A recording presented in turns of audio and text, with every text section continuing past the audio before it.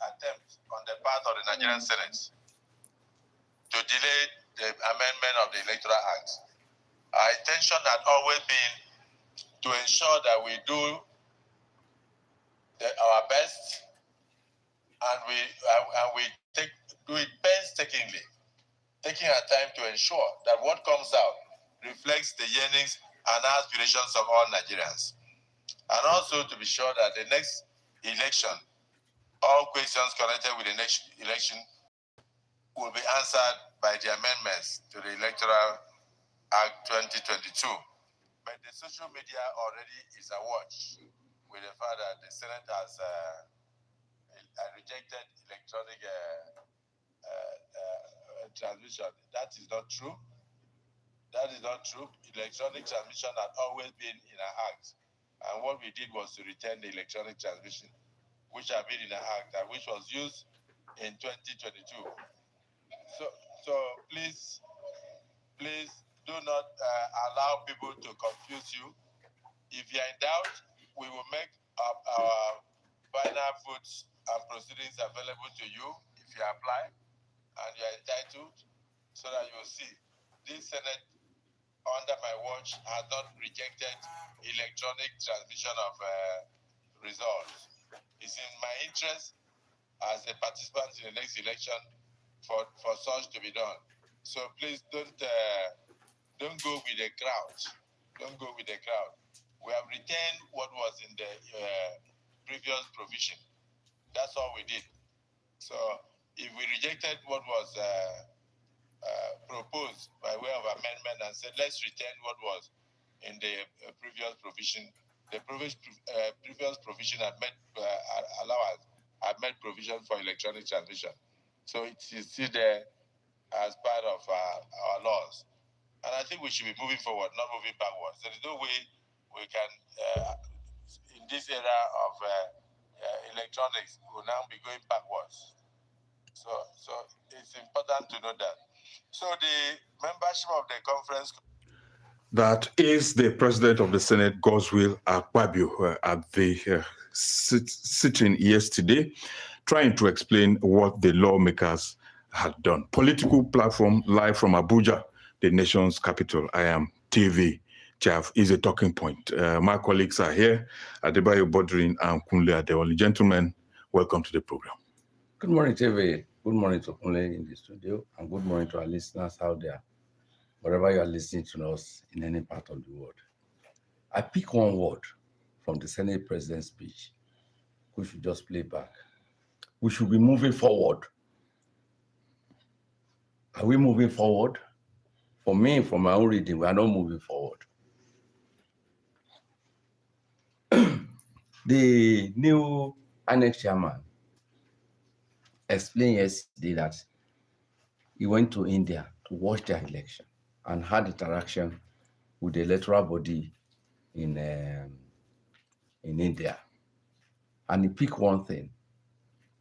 They planned a phased program for a period of 10 years, a decade. And now they have arrived at the terminal point. The terminal point they have arrived is that there is no more printing of ballot paper. There is no question of you have been registered to vote almost every other time, or revalidation. There is a central server that captures everybody, and you have a means of identifying yourself. And they plan within a period of 10 years. And what they are now doing is electronic voting. And that's why they have reached after 10 years. When you say we are moving forward, for me, we are moving backward. We notice inadequacies in the law in 2022, 2023. And steps were taken. Serious advocacy was done. Public hearing were held. And there was a consensus was built around the fact that let us have electronic transfer of result. Maybe that electronic transfer of result will have been what India did. We can now move forward, graduate from there, and start electronic voting, which India planned for a period of 10 years. We are not moving forward, as is claimed. We are moving backward. We are retaining the inadequacies that were noticed the inadequacies that generated controversy, the inadequacies that so many people talk about up to today. And you are saying we are moving forward. Mr. Senate President, I beg to differ. We are not moving forward. What we have done yesterday is a disservice to the nation. I use that word consciously.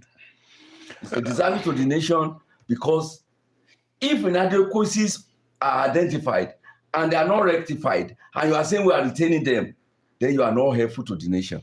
Eventually, that was not the only thing the Senate did. They also passed other amendments, which I also mentioned.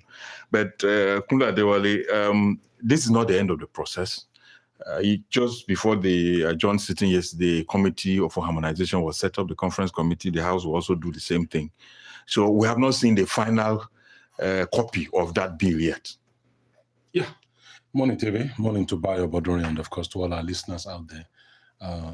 Let me also say specifically to Mr. Senate President, distinguished Senator Godswill Akpabio, the number 4 citizen of Nigeria today, that you have disappointed the people.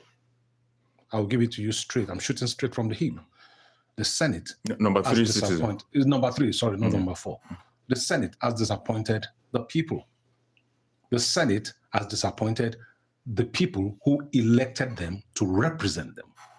The Senate seems to have forgotten that the yearnings of the people. He was talking about don't go with the crowd. I'm quoting him. Don't go with the crowd. Who's the crowd? The social media, he said. The people on social media are Nigerians. The people on social media are members, they are constituents of some of the members of the Senate. So their job is to listen to people, aggregate their yearnings, and present it on the floor of the Senate, and let that reflect in legislation that comes out. So when it says, we will not disappoint Nigerians, no, they have disappointed Nigerians. They have let Nigerians down.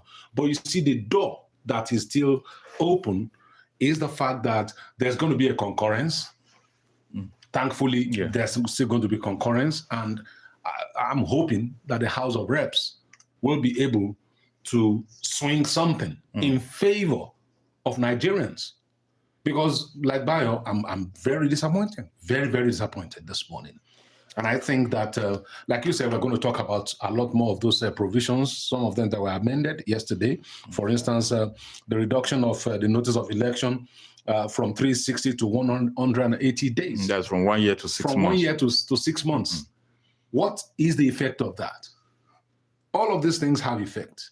And coming so close to the electoral calendar, within the electoral calendar, what impact will it have on the operations of INEC? What impact will it have on how the judiciary itself operates? All the stakeholders in the electoral process. What impact will this have? Were this properly considered? These are questions that we need to. You see, we have been on these parts before. We have been on this part before, and the amendment that were affected in 2022, 2023 were born out of experiences of the past.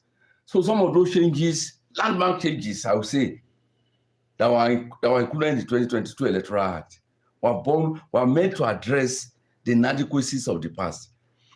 Just as the current clamor is also to address the inadequacies in the 2022-2023 Electoral Act. Look, we have people in history, and the nation will always remember them. When the third term agenda was mooted, Ken Amani, Senate President, stood out. It stood out patriotically that process was frustrated. Those who are frustrating the efforts of Nigeria to deepen democracy and ensure free, credible election will also be noted in future. Let's make a quick explanation. Maybe we'll provide more details. Nigeria, to a very large extent, has been able to work around a number of the issues, challenges of the electoral process. Voter accreditation today is done electronically with BVAS, simultaneous voting. There is the number of people that turn out for election. That's the result that is expected.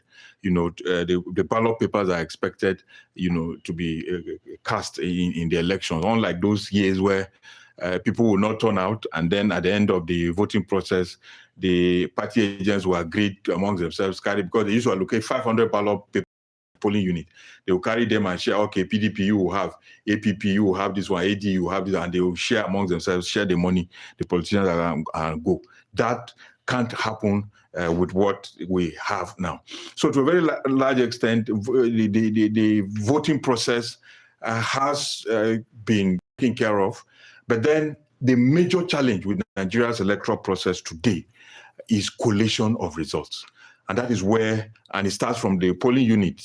That's where, from the polling unit, it goes to the ward, to the local government, the state, and federal, if it's the presidential elections. And in the process, as it's moving, the results are moving, politicians are changing figures, and all of that. So this amendment was seeking to remove that human factor, that once people have voted, the vote has been counted at the polling unit and the result entered, it should be uploaded. What the Senate is saying is, yes, INEC has the discretion to specify how results will be collected, electoral process, and all of that, and it should be left to INEC. And we saw what happened in 2023 election. INEC said there will be the IRF, and all of those stuff, and the collation process will also include the returning officers looking at the IRF, the results on the IRF, and that did not happen. The Labour Party presidential candidate Peter Obi, the PDP presidential candidate Atiku Abubakar, all went to the court, and this issue went up to the Supreme Court. And the Supreme Court said, yes, the provisions in the INEC guideline are inferior to the Electoral Act, that unless that viewing process is made mandatory, that's IRF, is made mandatory for collation of results, it cannot be, okay, it cannot be, as it were, in the process, unless, the right thing is done by legitimizing that particular device in the electoral process. The House of Reps have passed their own version of the bill, has that. The Senate says no. So they will have to harmonize. Let's have Amechi and Akwe also weigh in in this topical issue. While Eli is listening to us, let me weigh in on. Let me tell you the dilemma we are facing. After the 2023 general election and the 2027 general election, there was postmortem.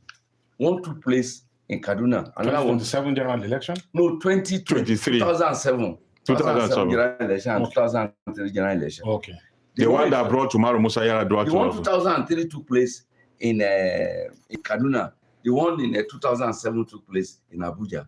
And one thing I would identify in the two postmortem conferences that were held, which I attended, I was invited, was that the missing link in our election was the transmission of results from the ward from the polling unit to the ward, from the polling unit to the ward, to the local government, to the state, The figure keep on changing along the line. What's collected at the ward, by the time it gets to, at the polling unit, when it gets to the ward, it has changed. And so the essence of this electronic transmission of results was one of the major issues taken to address this issue. So any attempt to forget it is an attempt to say that credible election will never take place in Nigeria. The process, so far as some of us believe, and I strongly believe so, that has not been completely frustrated. I want to believe that the conference committee would take weigh in on the public opinion and do the right thing. Amechi and Akwe, what's your take on this? Have we lost it completely? Thank you so much. I've been out of town, but I couldn't resist the temptation of not calling it. Now, where Adeba Abadure and Kula, they were saying they were disappointed in the Senate president. I wasn't. I knew what they were cooking. I was shouting when they went into executive session, into a secret session. They were to cook these issues. What they did with not just the issue of electronic transmission, or some of the amendments they did, like reducing the period of the notice of the election. Period of into the system to tie the hands of INEC to to conduct credible election. INEC had always said we want to start early, but they're pushing INEC to a tight corner. So the agenda is to frustrate the next general election because they have secret agenda. They have won this battle, but I'm telling them, especially the Senate, that the war is on. He may win a war, but he may win a battle, but there are many battles to be fought, and the battle that will shape the war will be the decisive battle, and it's the people that will win it. INEC had made provisions stated after the last election. Even this new man has said, I want electronic transmission of results. Yes. All the observers have said, we want electronic transmission of results. Nigeria said, we want electronic transmission of results. It's only Senator Abadio and his fellow senators that think otherwise. Their will, they cannot impose their will on Nigerians. And I remind them again, they have won this battle, but the war is still on. Thank you so much. Indeed, it's a process, and until the process ends, it is not completely over. And just like Amechi mentioned, the issue of reducing the notice, the period for notice of election, submission of candidates, and all of that. This will have an impact on pre-election matters. Terribly. Because if you have 1 year, the candidates, the parties are supposed to elect their candidates within 6 months. That's what the 2022 Electoral Act says. That 6 months to the election, all parties must have candidates and all. So it gives room for the courts to dispense of most probably the pre-election matters. But if you take it to 3 months or even 1 month or whatever it is, you are reducing that, which means even after, and then the issue of when people are even saying even election petitions should be determined before people are sworn in. So these are a lot of issues. But there are other things that the senators also voted on yesterday, which also included, they said BVAS. Sorry, the PVC, the permanent voter card, remains the only means of identification for a voter. Remember, INEC not too long ago said, look, you can go online, print your election party, your voter particulars ID, like a slip, take it to the polling unit, and you'll be allowed to vote. But from what the Senate is saying is, it is only the PVC, that plastic that you must take. This will merely allow dead people to vote again. Yeah. This will allow Neymar, the Brazilian footballer, to vote in Nigeria's elections. This will allow Lionel Messi to vote in Nigeria's election. This will allow Mohamed Salah of Egypt to vote in Nigeria's elections, because there are PVCs of people who have died. There are PVCs that people lost. There were PVCs that were bought off people that will be used in elections. And the simple way out of this logjam is if I am able to go online and print my voter card. Online. I'm the one printing it. I have to identify myself before I can print it. Or we use a QR code, which is restricted to me and me alone. I'm identified via my phone number. That eliminates a lot of the rigging that this PVC thing continues over the years to enable. Secondly, when you look at today's Nigeria, 2026, how many forms of identification do you alone have, David? You have the international passport, you have your driver's license, you have the NIN, you have various others. There are several. Why is it impossible for INEC to use the NIN, just your NIN, to identify you to vote? Do you need to have a voter card? Do you know how many Nigerians even have voter cards and they just use them as mere means of identification? They don't vote. Because it's the only one that is free. It's the only one that's free. For driver's license, you must pay. Voters, international passport, you must pay. But the driver's license is the only free one that you can. Secondly, on the electronic transmission of results, the critical point is where the Form EC8A is signed and then moved from the polling unit. If we have transmission electronically, once it is signed, it is scanned immediately in the presence of all party agents and forwarded to a server Yes. where everybody can see it immediately. That eliminates the changes in the figures that we have, which Barry already talked about earlier on. And that door has been left open by the Senate. But thankfully, concurrence is coming. Yes. We hope and pray. And we urge the National Assembly as a whole, especially the House of Representatives, who have shown themselves to be stronger and more with the people. They should stand with Nigerians on this and ensure that we can actually vote for the people we want in office, not people who will sneak in from back doors or jump in through the windows and find themselves in office. Interestingly, one of the provisions is that also that the direct primaries, that the process of electing candidates for elections will be as direct primaries as determined by the political parties. Recall that in the 2022 election, it was specified, what direct primary is, what indirect primary is, and then consensus. That even when there is a consensus, everybody must sign, there must be a voting for affirmation, and all of that.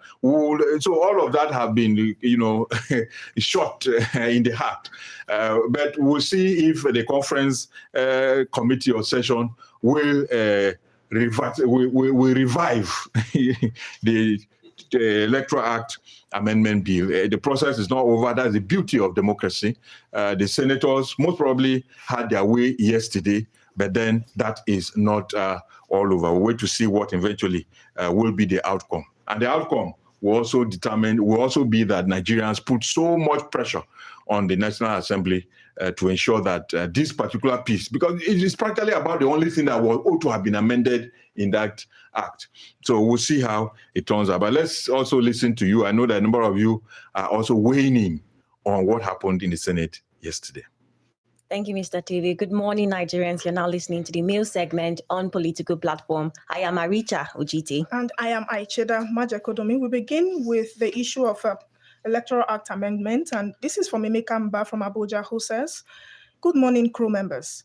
The Senate yesterday made public to bewildered and exasperated Nigerians what they have been harboring all along, which was rejection of mandatory real-time electronic transmission of election results, which would have served as a tremendous gain to our electoral process as it seeks to address the flaws identified in our previous elections, especially manipulation of results. But all along, there have been signs that the senators were poised to undermine the electoral process as they ignored, delayed, went into closed doors or secret session, suspended debate, and finally served us what they've been cooking, cold. Please permit me to air my displeasure at this unfortunate and disheartening betrayal of public trust and taking majority of Nigerians on a ride by the Nigerian Senate. Then, the Senate President, Godswill Akpabio, was on hand to further insult our collective intelligence and sensibilities that their decision was in the public interest and what majority of Nigerians wanted. How? When former President Jonathan's government got things all wrong, President Tinubu, late former President Buhari, alongside other leaders of opposition, joined by a host of Nigerians elites like Professor Wole Soyinka, etc., led mother of all protests named Occupy Nigeria, and things changed. Now is the time for opposition leaders like Peter Obi, Atiku, Abubakar, El Rufai, and a host of others to quit speaking grammar on national TV and do the same, or 2027 election is already rigged, courtesy of the actions and inactions of the Nigerian Senate." Still on that, John Peters, weighing in from Port Harcourt, says Nigerian Senate, in its electoral reforms, have reportedly dropped the clause making electronic transmission of results mandatory, a move that has disappointed many Nigerians who expected stronger reforms ahead of future elections. The implications are serious. Without mandatory electronic transmission, the manual system remains dominant, a system widely criticized for enabling rigging, result alteration, and disputes at coalition centers. This may further weaken public trust in elections and increase voter apathy, especially among young people who already feel the system does not reflect their votes. Many political analysts believe the Senate's decision is driven by fear. Fear that electronic transmission will reduce human interference, expose electoral fraud, limit the influence of political godfathers, and make it harder to manipulate results at critical stages of the process through ballot box stuffing and snatching, as against David Stiaf's claim on yesterday that ballot box stuffing and snatching are no more obtainable. I asked him to come to Rivers State and see open air ballot box stuffing and snatching with the aid of armed security personnel. In simple terms, technology removes the middlemen in elections, and that is exactly what some politicians are uncomfortable with.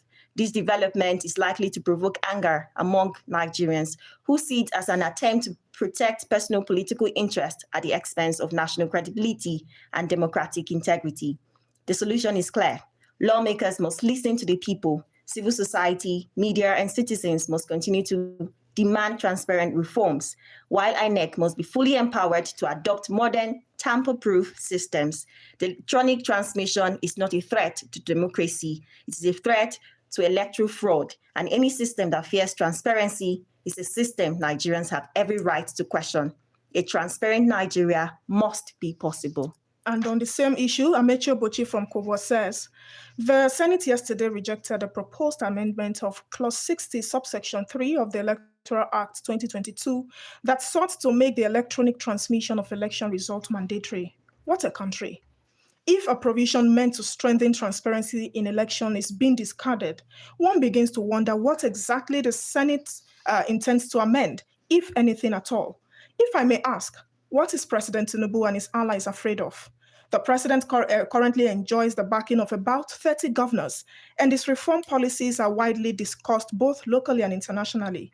Yet, there appears to be lingering anxiety about the political uncertainties of 2027.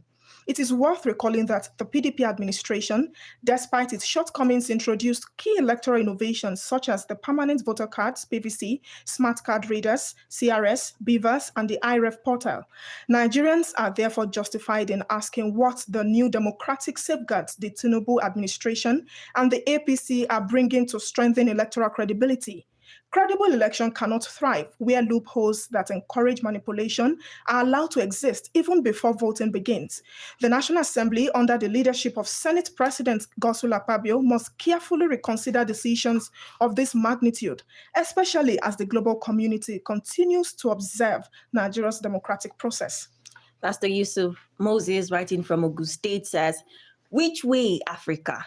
Which way Nigeria, the supposed giant of Africa? Election reforms that are supposed to usher in a choice of good leadership at elections has just been strangled again by the Senate. The people we elected to move this country forward and made the country proud among Committee of Nations just set Nigeria backward because of their selfish and corrupt interest.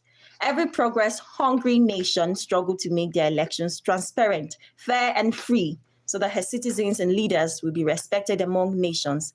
But in Nigeria, we say no. APC may claim they are building the nation, but I ask, can you build a nation on lies, on corruption, on deceit, and double standard? Popular and good leaders do not rig themselves into office. They don't force themselves on the people. Enough is enough. I hereby advise Nigerians to rise up and demand for real-time electronic transfer of results.